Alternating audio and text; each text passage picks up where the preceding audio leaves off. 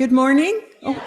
Good morning, happy Thanksgiving, and welcome to the First Unitarian Fellowship of Nanaimo. Our mission is to create spiritual connection and bring compassion, discovery, and social justice to life. My name is Linda Reed, and I'll be one of your service leaders for today with Catherine Walker. My pronouns are she and her. And today's sermon will be presented by Casey Stainsby. Get that right? She, her. And it's entitled One Little Song Under the Sun.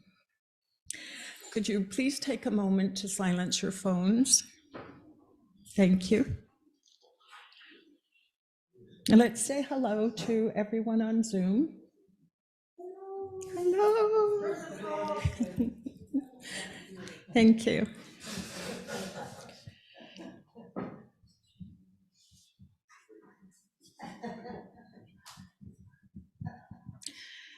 So whatever your ethnicity, theological belief, gender, sexual orientation, age, and everything else that makes you who you are, please know that you are warmly welcomed to our community. If this is your first time with us, a very special welcome to you.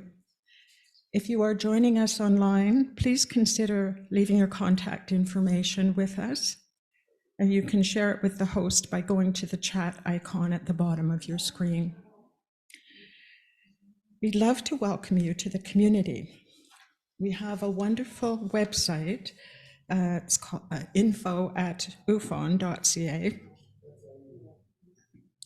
And we invite you to check it out for more detailed information about who we are, the services we offer, and how you can connect with us.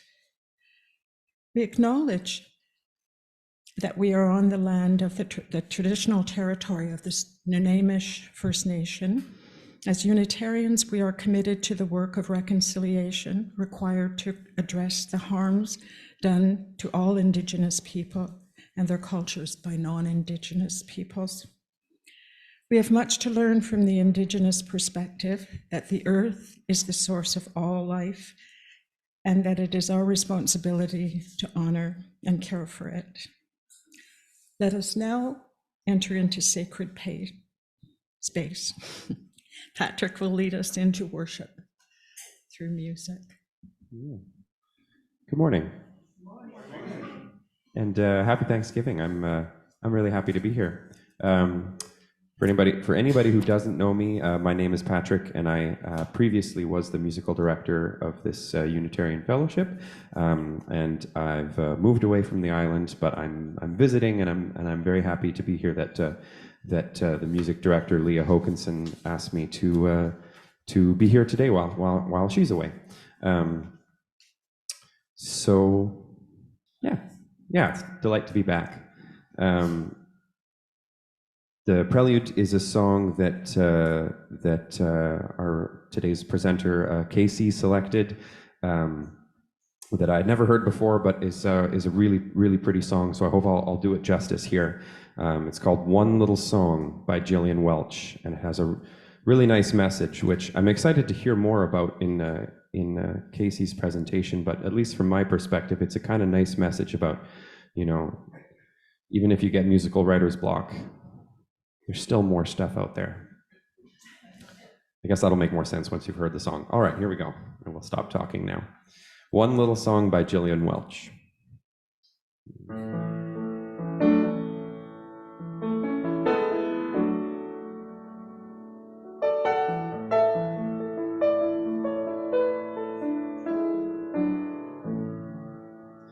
There's gotta be a song left to sing,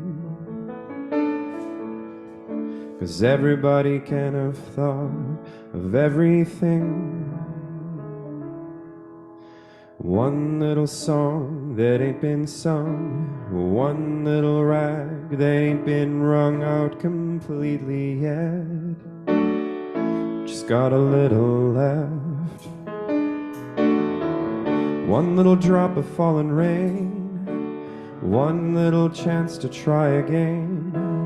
One little bird that makes it home every now and then.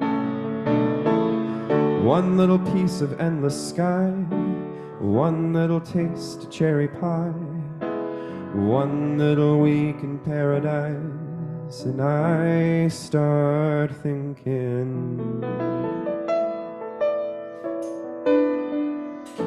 there's gotta be a song left to sing, 'cause everybody can have thought of everything. One little note that ain't been used, one little word ain't been abused 1,000 times in 1,000 rhymes. One little drop of fallen rain, one little chance to try again, one little bird that makes it home every now and then. One little piece of endless sky, one little taste of cherry pie, one little week in paradise, and I start thinking,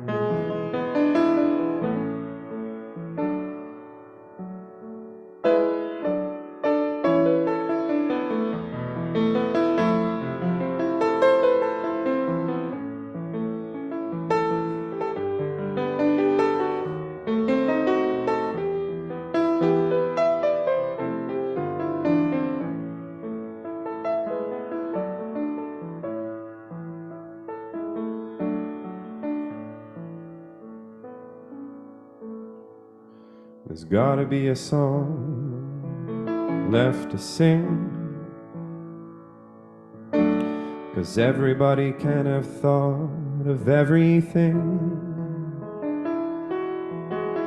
One little song that ain't been sung, one little rag that ain't been wrung out completely yet, just got a little left.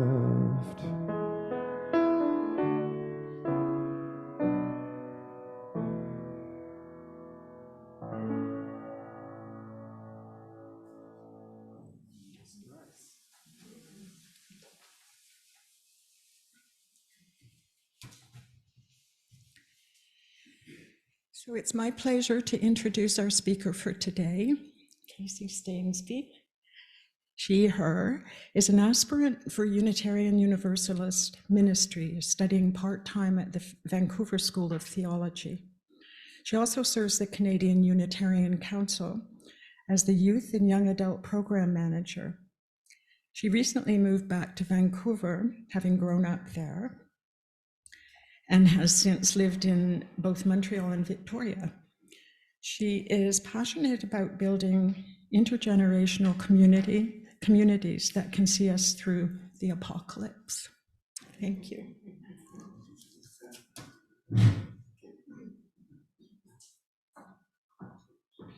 Good morning, everybody. Thank you, Linda, and thank you, Patrick, for the beautiful rendition. So I'm very grateful to have been invited to be with you here this morning. I want to start by saying our service today is about big, hard questions. And it's also about being present to the pleasures and the pleasures that are available to us, and it's about how we express that gratitude. And so just to start by saying a few words about Thanksgiving. This is a holiday that has many layers to it. And I feel it needs to be approached with some honesty and a willingness to acknowledge the real history of this land and the violence that was and still is enacted on Indigenous peoples and the land itself.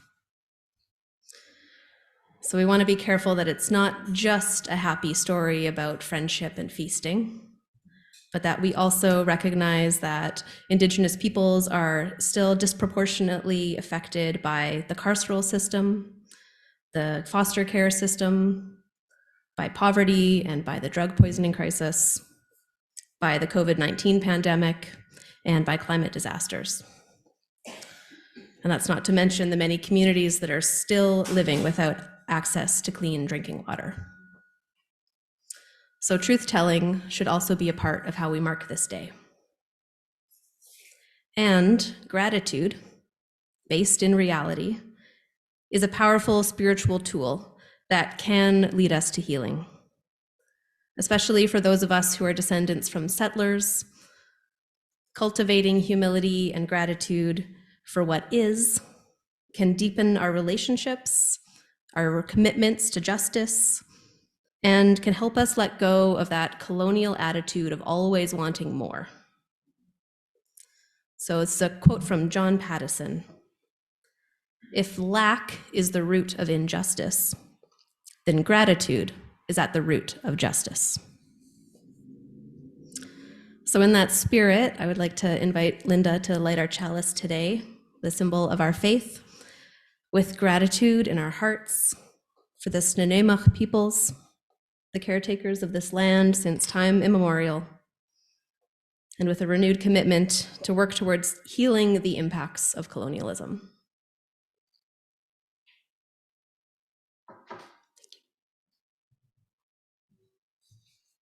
Patrick will lead us into our first song. Our first song today is called We Give Thanks, number 1010 in the Blue Songbook. The lyrics will be up on the screen, of course, so thank you to the slide sharers. Please rise as you are willing and able.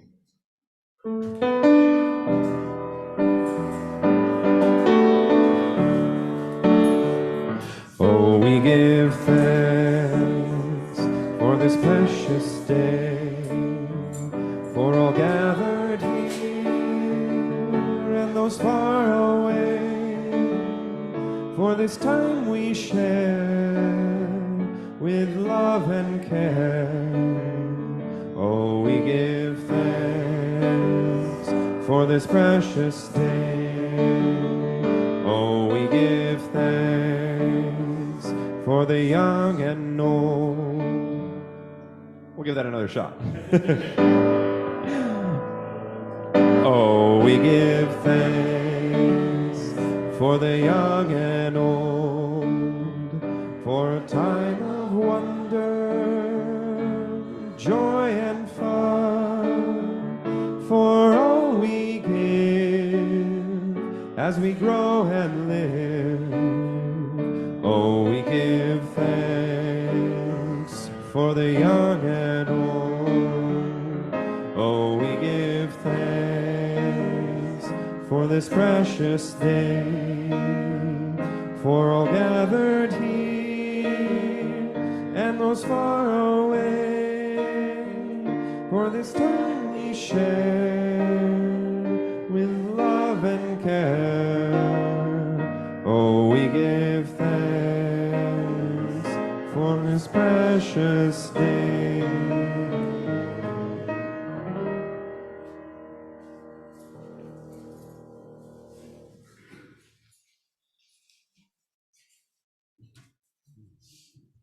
Good morning, everyone.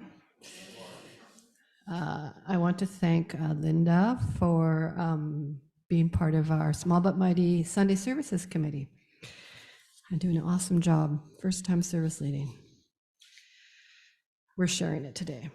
Okay, thankful. And I used to be I used to teach small children for years, so that's why I wanted to. You're not small children, I know. In fact, I don't see any children here, but lots of young of heart. So we're just gonna, this is what Wendy chose for us. Wendy couldn't be here today.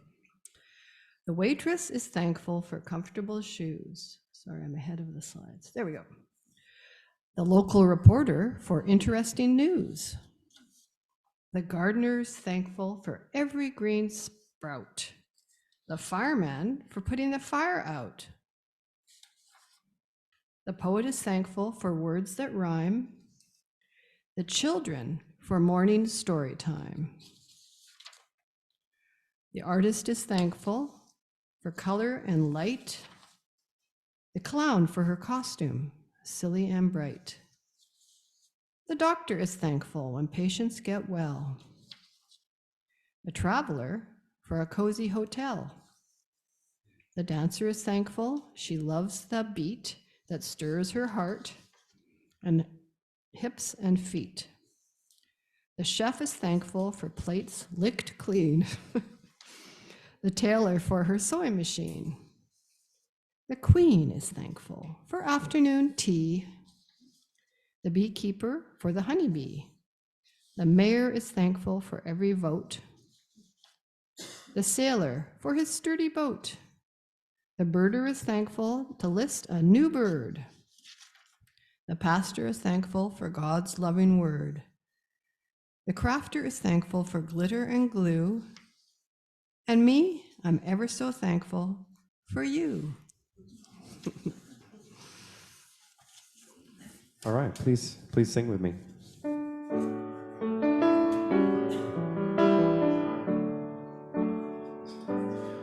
We hold you in our love as you go, as you go. May your heart be at peace as you go. To nurture the spark of your precious life, we hold you in our love as you go. Nous vous entourons d'amour maintenant et toujours. Que vos cœurs soient en paix pour toujours. Cultivons l'étincelle jour après jour. Nous vous entourons d'amour pour toujours.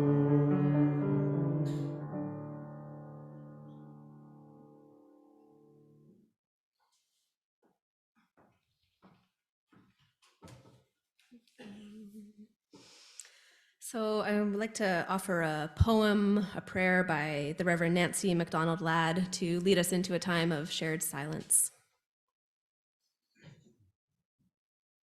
It's called Consolations.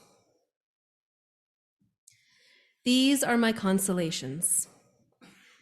A too big sweater on a winter day. A little hand, candy sticky and warm. A back porch that is my own. The steady beat of honest work. A man in a plain white t-shirt. The existence of Dolly Parton in this world. The memory of spring. Dear God, I have no words, but only gratitude for these consolations that present themselves daily before my heart.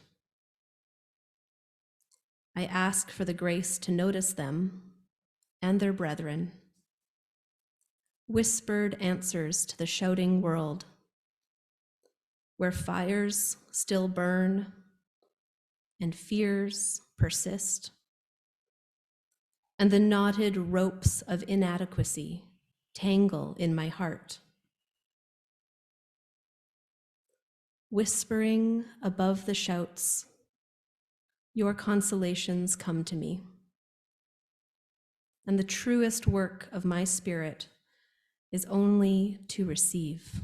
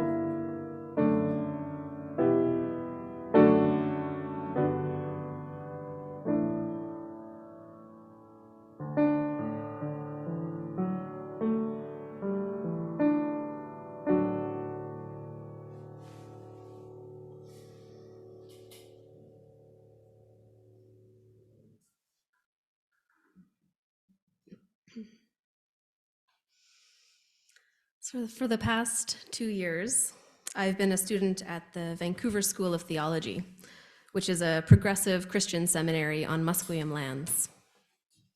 As someone who was raised in Unitarian Universalist communities, I was a bit nervous going into the Bible study classes, surrounded by peers who had been immersed in these texts their whole lives. I had tried to read the Bible when I was younger, just to see what all the fuss was about, and I never got past the begats, which I hear that's a pretty common experience. I was familiar with the greatest hits, more or less, Adam and Eve, Noah's Ark, Moses and the Exodus, Jesus's birth and crucifixion stories, but I didn't really have a sense of the greater narrative or how all these stories fit together, or what else was lurking in those hundreds and hundreds of other pages. But it turned out that encountering the Bible for the first time was not the disadvantage that I had feared it would be. You see, I also come from a tradition that knows about finding meaning in stories. We UUs, Unitarian Universalists, we know something about close reading, about asking questions of texts, about paying attention to that still small voice that can speak to us through so many avenues. And by the way, did you know that the phrase still small voice comes from the Bible? Yeah, it's from the story of Elijah, the prophet Elijah. So another surprise for me was just how familiar a lot of what I was reading was to me already. The images, phrases, stories that even those of us who've never cracked a Bible open are still steeped in this culture. And there are two aspects of biblical study that really intrigued me. First, there was the simple yet really profound fact that human beings have been engaging with these stories for thousands of years. About 2,000 or so for the New Testament, and for the Hebrew scriptures, for a lot of them, at least 3,000, possibly a lot longer, possibly close to 4,000. That's almost 4,000 years of wrestling with the same stories and finding that they have something to say to our lives. That's pretty profound. And the second intriguing thing for me is that a lot of these stories do not offer easy answers. A lot of them are, in fact, pretty deeply troubling. There are stories of blessing followed by stories with a lot of violence. Sometimes this violence is attributed to God, sometimes demanded by God, sometimes explained by a lack of faith in God. I've been really humbled by the ways that my Christian classmates and professors have been honest about their own struggles with these texts. How they're teaching me that there are ways to read into these texts of terror, as they're sometimes called, to find something useful. Maybe a word of caution, or a feeling of being witnessed in our own bleakest moments, or even sometimes maybe of hope. And all of this while not really minimizing or apologizing for the fact that there are some really, really messed up things in there. But actually, what's been the most challenging for me as a Unitarian Universalist is when either the text or the interpreter of the text seems to think that they have the answer, the one and only answer. Not for me. I'm much more comfortable when there is space left over for other possibilities, ones outside of my own experience or awareness so far, and most importantly, when there is space left for questions. So I was quite delighted to finally come across the Book of Ecclesiastes. On one's journey through the books of the Hebrew Bible, this one stands out. It's a bit weird. It's pretty unique, except maybe for the book of Job, for the tone that it brings forward of a deep existential doubt. Here is a sample from the poem that opens this book. "Merest breath," said the teacher, "merest breath. All is mere breath. What gain is there for man in all his toil that he toils under the sun? A generation goes and a generation comes, but the earth endures forever. That which was is that which will be, and that which was done is that which will be done, and there is nothing new under the sun. There is a thing of which one would say, see this is new. But it already has been in the eons that were before us. There is no remembrance of the first things, nor of the last things that will be. They will have no remembrance with those who will be in the latter time." You might be more familiar with the King James Version of this passage, which begins, "Vanity of vanities, saith the preacher, all is vanity." The translation that I just read for you earlier is by Robert Alter, and he translates the Hebrew phrase hevel hevelim as merest breath instead of vanity, which brings us closer to its original meaning. The word hevel means something like vapor, breath, air, or steam. So hevel hevelim, the superlative form, becomes merest breath. Something that is so ephemeral and impermanent that there hardly seems any point to its having existed in the first place. If the world is constantly turning, always moving, but never really changing, if a human life is like a puff of vapor that is gone without a trace as soon as it appears, leaving no lasting imprint, then what's the point? This is the question that is gnawing at the heart of the narrator of Ecclesiastes.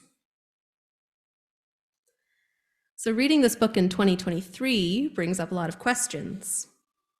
Could that writer ever have imagined the kinds of changes that we have seen in the last 200, 100, 30 years?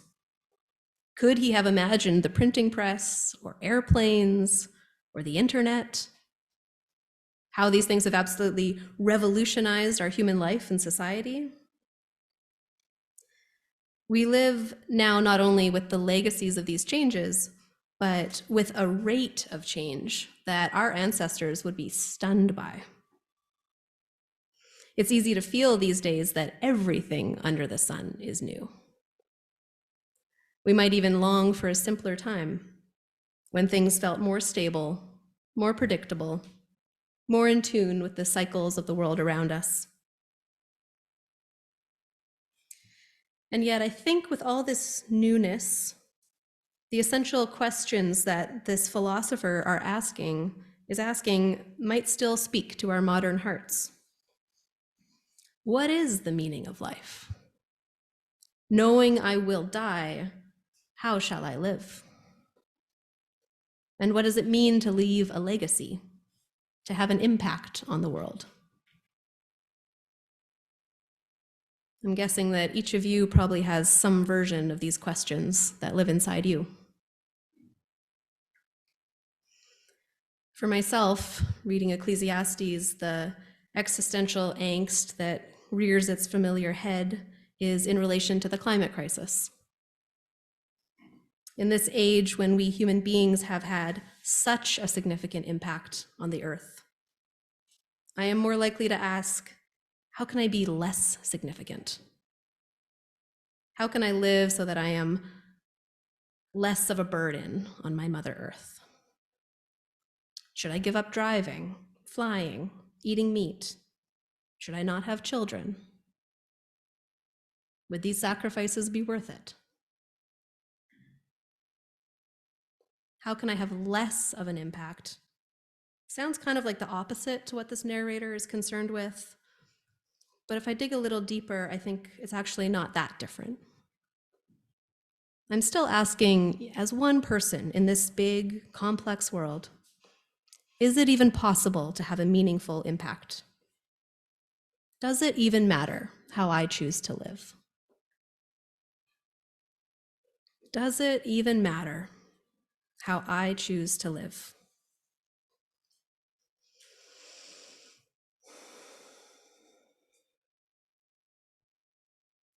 We'll come back to Ecclesiastes, but for a few minutes, I want to turn to a different sacred text. Unitarian Universalists find holy inspiration in so many places, and one of those places for me, and I think for many of us, is music.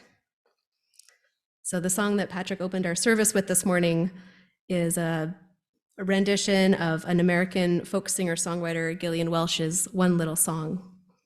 And I think it speaks right back to Ecclesiastes.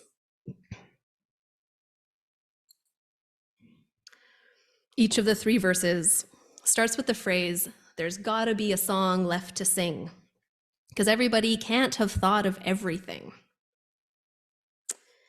In this song, we do feel some of the singer's fear that there may not be anything new under the sun. Could there be one little note that ain't been used? One little word ain't been abused 1,000 times in 1,000 rhymes? Is there any possibility of one little rag that ain't been wrung out completely yet, till there's nothing left? There's gotta be, she sings. There's gotta be. And it's this wistful, stubborn hope that draws me to this song. It feels like an important counterbalance to that blunt realism of Ecclesiastes. Welch isn't sure that anything truly unique may yet be brought into this world, but she isn't willing to give up on the possibility. And where does that optimism come from? The answer seems to be found in the chorus, where the singer lists some of the things that inspire her. One little drop of fallen rain, one little chance to try again, one little bird that makes it home now and then, one little piece of endless sky, one little taste of cherry pie, one little week in paradise. And I start thinking, there's gotta be a song left to sing.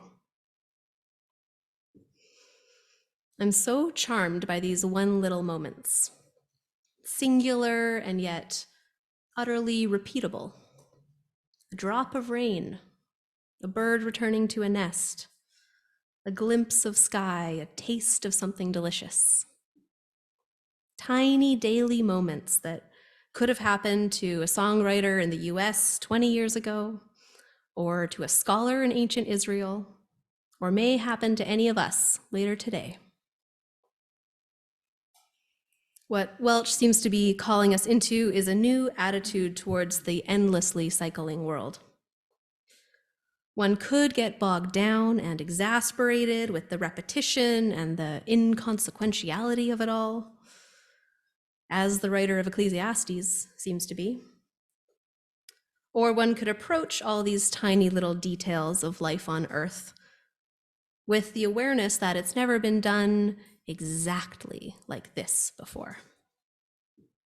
That sense of wonder towards life is what sparks in the artist an urge to write a new song, to be present to the world, to let in the experience, and to want to share that experience with others. That's a creative impulse, and that's how Gillian Welch at least chooses to respond to her existential worries. And for her, one little song will be enough. So what about our friend the preacher? Well, it turns out that all his searching for the meaning of life actually led him back to a pretty similar conclusion. Near the end of the book, we get a summary chapter that repeats the problem that he's contending with, which is that everybody dies, death is final, and there's no possibility of leaving a lasting legacy. And then he goes on to provide this advice. Go, eat your bread with rejoicing, and drink your wine with a merry heart. At every season, let your garments be white, and let oil on your head not be lacking. Enjoy life with a woman whom you love all your days of mere breath that have been given to you under the sun. All that your hand manages to do with your strength, do. In the face of the futility of all that is done under the sun, this philosopher finally concludes that the best way to live one's life is to find the pleasure that is possible within it, to lean into the fullness of life, to do the work that is yours to do. And if you were lucky enough to have bread and oil and loving companions, you better enjoy them too. This weekend, in this place that we call Canada, many of us are observing Thanksgiving. At its best, this holiday is a harvest festival, the perfect opportunity to be present to the abundance of the world around us. So this weekend, this week, this month, can we practice noticing the beauty of the fiery orange leaf that falls even as we're walking under the maple tree? How about the exquisite formation and songs of the geese as they're making their yearly pilgrimage south?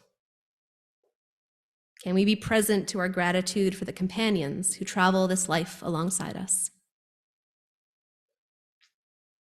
And does this presence call you to respond in some way? To sing, to pray, to follow your creative impulses? Maybe give someone dear to you an unexpected kiss on the forehead. As we practice presence and living presence with the one little moments, and as we practice following the call of how we might respond to them, let's not abandon the questions that started the journey. What gain is there for man in all his toil that he toils under the sun? Is there a song left to sing? Does it even matter how I choose to live? Questions like these are not to be answered once and for all. These are questions to live into. So may it be that the moments of our days become even brighter in the company of such questions. May it be so, and amen.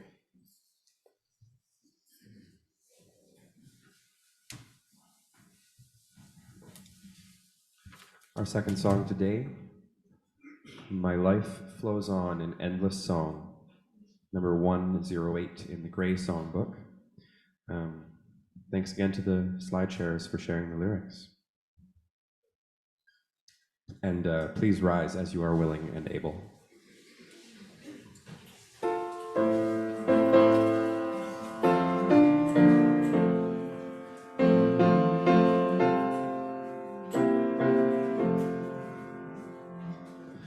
My life flows on in endless song above earth's lamentation. I hear the real, though far off hymn that hails a new creation. Through all the tumult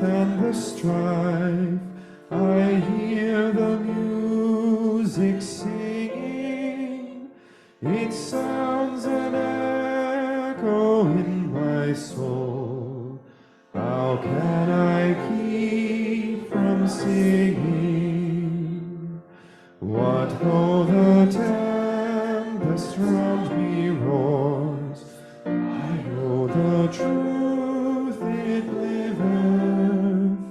What though the darkness round me close?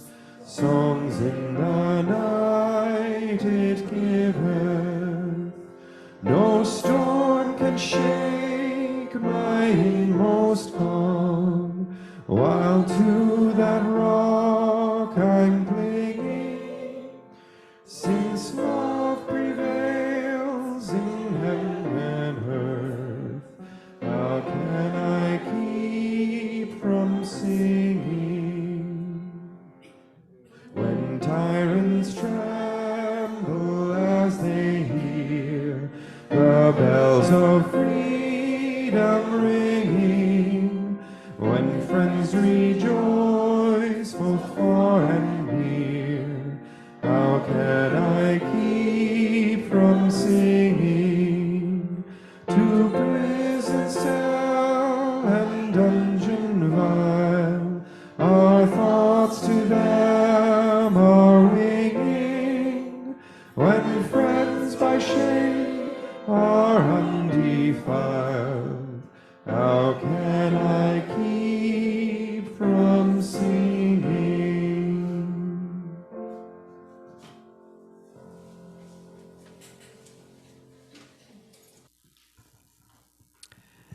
Now's the time in our service that up to 2 people share what they've done recently for climate action. Whoa, this is powerful. Your stories will appear as leaves on our greening tree over there, and we have more than 70. I haven't counted them in a while, but there's a lot. Would anyone like to tell their story today? I see Lois and Suzanne. Is this working? Yes.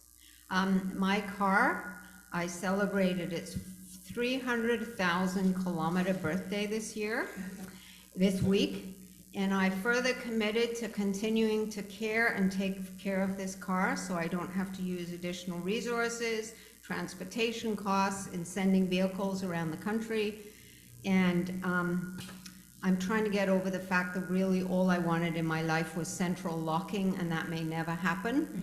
But my commitment to the environment is worth more, I think. I think I can continue to struggle with groceries and locks and opening the back door and all that in the name of the environment. So I'm very proud of my 14-year-old car who's got at least 100 more K in it, I think. I hope. Thank you, Lois and her car. It has a name, doesn't it? No, the car doesn't. Okay, well, you do, okay. Okay. Lois's car. Yeah. Oh, the van has a name, right? Yeah. Okay. Well, one of our members, who's not here today, and I were discussing plastic. Right up the mic. Is that right up the mic? Sorry. One of our members, she's away for 3 weeks, but we were discussing plastic when we were out on a walk. And she told me that she found these pellets that substituted for one of these. So I went looking in Thrifty, and I found pellets, but their pellets were in a plastic bag. So I decided, well, that's not so good. And I went along the aisle just a bit further, and I found this. No plastic whatsoever. And in here are laundry detergent sheets, 1 sheet per load, possibly less if your load is smaller, possibly more if your load is larger. No plastic whatsoever. It's plastic free, it's fragrance free, and it's called Nature Clean. Now, I'm sure you can get these in larger amounts. It's just very simple to use. So I'm going from this to this. Good job. Thank you, Suzanne.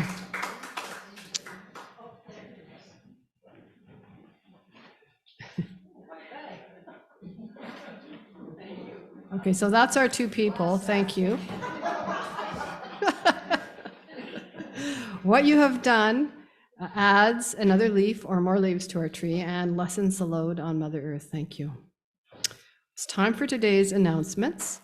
The first one is that you probably know this, but I just want to remind everybody that our fellowship is fragrance free. To make it a truly inclusive place, we have to respect those who have sensitivities to fragrances, which could be in cologne, perfume, hand lotion. So thank you. I think people are pretty good about that here. Thank you for doing that, being aware of that. And what day was it? Yeah, last week, Reverend Deborah did the first service for Making Meaning in Liminal Times, which is a group of different ministers who are sharing their services with, I think it's 12 UU congregations, 16 UU congregations. So I thought it was an amazing service last week, and that has been recorded and will be shared with those who couldn't watch it at the time. So attached to that program is a what's called a deep dive. If you're interested in being part of a Zoom discussion group where people led by the minister who gave the reflection discuss and think about and share their feelings about that theme, you need to register for it. And there's it's not really a poster. There's 2 sheets of paper that Deborah sent me that are on the back bulletin board. You have to register. There's one every month. This month, it's on the last Saturday. It's on the Saturday at 10 o'clock for us. It's usually on the 3rd Saturday, and it's a sliding scale. You have to go online to register from, I think, $5 per group to 20 or something like that. There's also a waiver if you don't feel like you can't pay anything. And the deadline is October 13th, so it's this Friday. I'm pretty sure that if you miss the deadline, you could still go, but we were given a deadline. So I'm going to be doing that. And what else? I don't think there's any other, nobody sent me any other announcements. So, oh, I know what I wanted to say, but just as a member of the Sunday Services Committee, the next 2 Sundays, the next one is a small group service where we will have all the regular parts to the service, but no reflection. For the reflection, we'll be going into different rooms and different spaces in the room and sharing feelings and thoughts about, there'll be a guiding question and for about 20 minutes, and then we'll come back together. And we did that before quite successfully. I still remember what people said. And oh, here's a late blooming announcement. And I'm someone who allows that, so. And then the last week in October is, it's the Halloween weekend, though that's on Tuesday. So Reverend Aaron Morton has agreed to come and give us a service on Samhain, which is the pagan/Celtic, I'm not sure, holiday that is associated with Halloween. And I think he's a he, they. They are very excited about coming and said, I don't know if there's ritual involved. I don't know if it's just speaking, but I need to talk to them about it. But they would be happy if you would come in costume. So I'm going to wear my costume, which is ridiculous. So, and I would like that passed along. Ellie, if you could pass that along to the youth, if kids, if they want to come in costume, hopefully many of us will be expressing our inner whatever. And here's Dawn. Thank you, Catherine. We had a board meeting on Friday, and this came up about we need to be. Dorothy sent me an email about she had her helpers in the kitchen, and it's going great. And they come out, they're finished, they clean up, and they walk out, and the sanctuary is empty, but it's in disarray, like it hasn't been put back the way it needs to get put back. So we talked out of the board, we didn't reach the resolution, but I thought one of the resolutions was to send a message at Sunday services. So it's kind of like, it's like the renters. We have renters all the time, and they set it up like they like, and then they put it back into something that's reasonable. I don't know exactly what, but if you're the last few people here, I would ask you to not rely on the kitchen folk to kind of put the chairs back and just make sure the place looks good, because we have a renter that comes in 7:30 tomorrow. And, oh, Dorothy wants to say something. The really important part, No, I'll repeat what she says. the really important part is we found that the water bowl and the chalice had not been put Yeah, away. that's usually Sunday services response. That's a miss, but that's part of the thing. That really is the important part. Okay, so what for people on Zoom that didn't hear, Dorothy was saying last week that the chalice and the water bowl was still out. And Francis has something. So do you know if we leave it set up for a service, or if we leave, like? I think this is fine. I mean, set up for a services. Does anyone have a comment on that? Okay, let's make that the rule. We should leave it set up for a service, and then that's easy enough. I mean, you could also stack all the chairs on the side and leave it open. That'd be okay too. But that's too much work. Okay, is that, I mean, I get what this is lots of changes we've had. This is another work in progress. And so just my only advice is consider yourself, if you're like a renter, when you're leaving, you wouldn't just leave it in disarray. You tidy it up. So it doesn't have to be perfect, but just tidy. Thank you.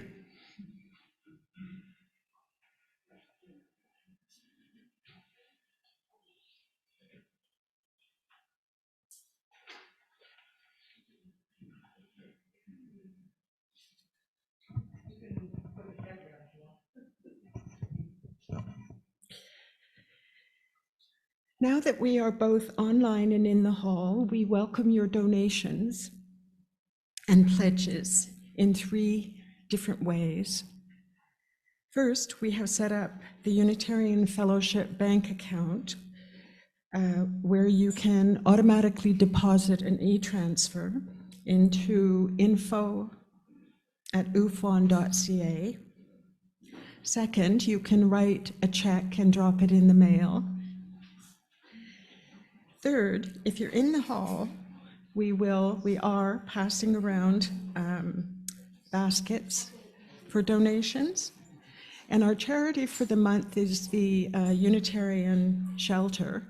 And if you want to donate to that specifically, if you could write that on your e-transfer or check.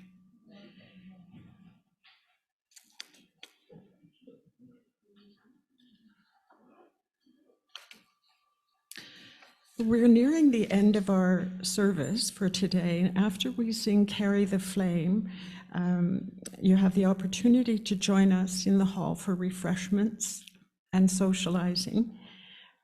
Or if you're online, you can join one of the chat rooms for the next 30 minutes. I think that's it. The online host will put you in a room. Assign you a room. So thank you for your participation today. And Casey, extinguish the flame.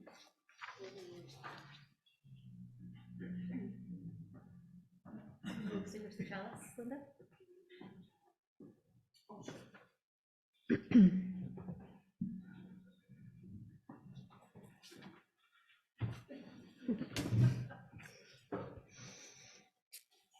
So I want to offer these, excuse me, these words from Joy Harjo to close out our service today from her book, Crazy Brave.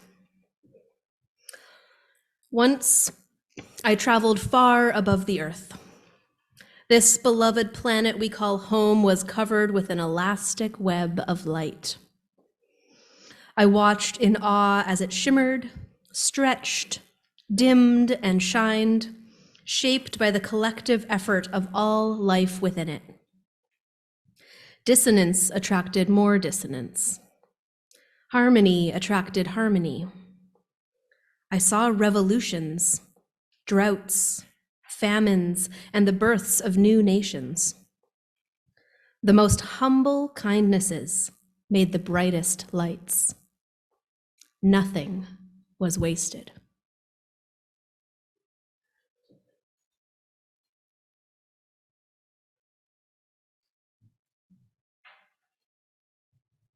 We extinguish this flame, but not the light of truth, the warmth of community, or the fire of commitment. These we carry in our hearts until we are together again. We'll now sing our final song. I almost said favorite song. It's my favorite song. The words are on the wall in the hall. Our practice is to stand in a circle and hold hands or touch elbows as you are comfortable.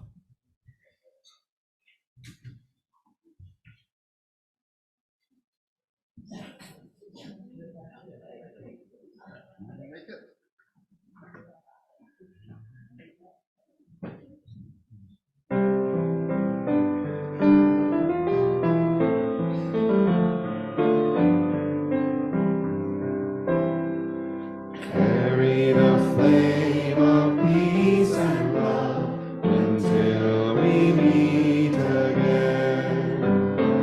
Carry the flame of peace and love until we meet again.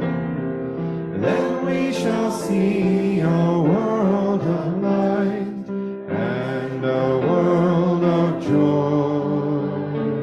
Carry the flame of peace and love until we meet again.